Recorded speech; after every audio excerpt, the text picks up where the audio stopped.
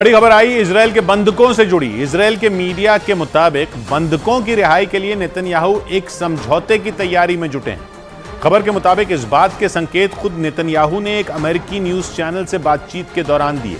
उन्होंने एक सवाल के जवाब में कह दिया कि बंधकों की रिहाई के लिए जल्द एक समझौता हो सकता है, यानी इजरायल और हमास के बीच बंधकों को छुड़ाने के लिए एक डील की तैयारी हो रही है। हालांकि इजरायल और हमास के बीच यह समझौता किस तरह का होगा, इसकी कोई जानकारी नहीं दी गई।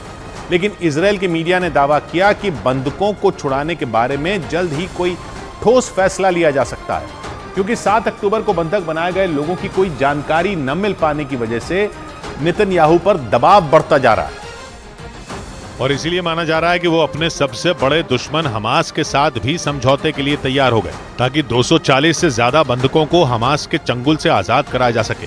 इजरायल के मीडिया के मुताबिक एक अमेरिकी न्यूज चैनल के कार्यक्रम के दौरान नेतन्याहू ने इस बात के संकेत दिए कि बंधकों के लिए वो एक डील की तैयारी कर रहे हैं। हालांकि उन्होंने उस दौरान ये बताने से परहेज किया कि ये समझौता किस तरह का होगा। साथ ही उन्होंने ये जानकारी भी साझा नहीं की कि ये डील हमास के साथ हो रही है या मध्यस्थता करने वाले कतर या मिस्र के साथ। माना जा रहा है कि नेतन्याहू हमास से सीधे डील करने की बात से बचना चाह रहे थे, क्योंकि अगर ऐसा है तो फिर ये हमास के आगे झुकने की तरह देखा जा सकता है और इससे नेतन्याहू की हमास को मिटा देने वाली छवि को चोट भी पहुंच सकती है।